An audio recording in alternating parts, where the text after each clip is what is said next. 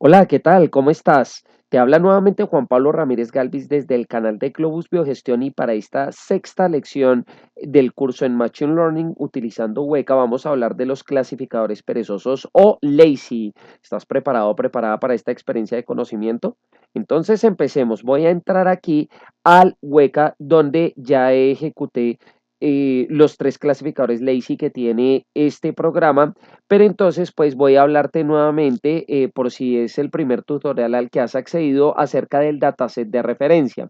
Resulta que hay una entidad financiera que quiere comprobar el impacto o eficacia de una campaña de marketing que hicieron para que nuevos clientes adquieran un producto financiero que sería un depósito a término fijo. Entonces, la Y es un sí o un no, es una variable booleana que va a decir si la persona tomó o no tomó este nuevo producto después de eh, ser sometido o sometida a esta campaña de marketing que vendrían a ser todas las X. Volviendo nuevamente a los clasificadores, entonces voy a darte un resumen de lo que son los clasificadores lazy o perezosos. Adquieren este nombre porque realmente cuando tú subes el dataset no se genera un entrenamiento de la inteligencia artificial con esos datos. Más bien lo que se hace es que se mantienen los datos del entrenamiento como unas casillas o unas estanterías donde para un dato nuevo simplemente se va a hacer una acomodación por predicción, es decir, que la parte de entrenamiento es perezosa mientras que la parte de predicción es activa. Ahora, para cada uno de los que tenemos acá, entonces empezamos por el IBK, que es el de vecinos más cercanos para inversión de Hueca. Es decir, que el parámetro de referencia es establecer el valor de K, donde K viene a ser cuántos vecinos más cercanos se van a implementar. K1, K2, K3 va a decir entonces que se va a relacionar el nuevo dato con uno, dos o tres vecinos más cercanos.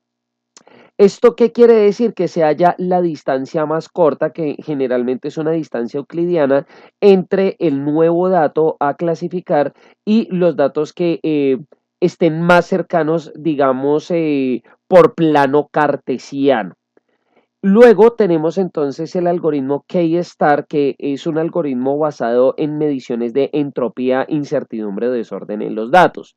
Básicamente lo que hace es generar una transformación del dato nuevo y medir qué tan fácil o difícil es transformar ese nuevo dato en uno de los ya existentes. Entonces aquí vamos a tener parámetros como el blandness, que es la suavización o suavidad, donde a más alto este parámetro, vamos a decir que el algoritmo va a ser más permisivo, que esto pues se utilizaría pues en casos donde se requiera que el algoritmo no sea tan estricto a la hora de determinar probabilidades de transformación de un dato en otro.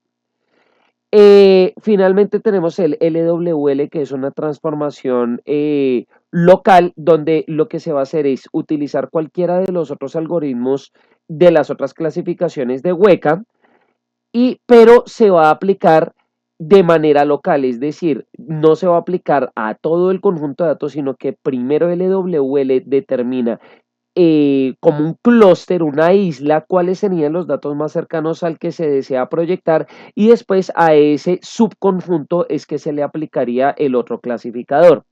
Entonces ahora miremos los parámetros específicos de cada uno de ellos.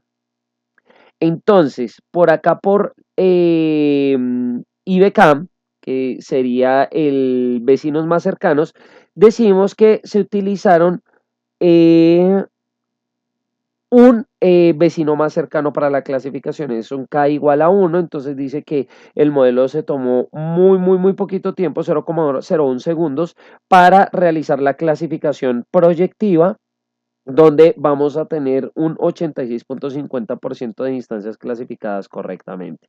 Ahora para el K-star, entonces los parámetros que se utilizaron fue el de suavidad, el blandness de 20. Esto quiere decir que es un valor alto, o sea que el algoritmo va a ser un poco más permisivo, determinando que estos datos tienen demasiada entropía. Entonces, esa suavización lo que dice es que se está permitiendo que eh, haya como una mayor compensación de la dispersión o el desorden de los datos. Es decir, que Weka está determinando que hay mucha incertidumbre en este dataset.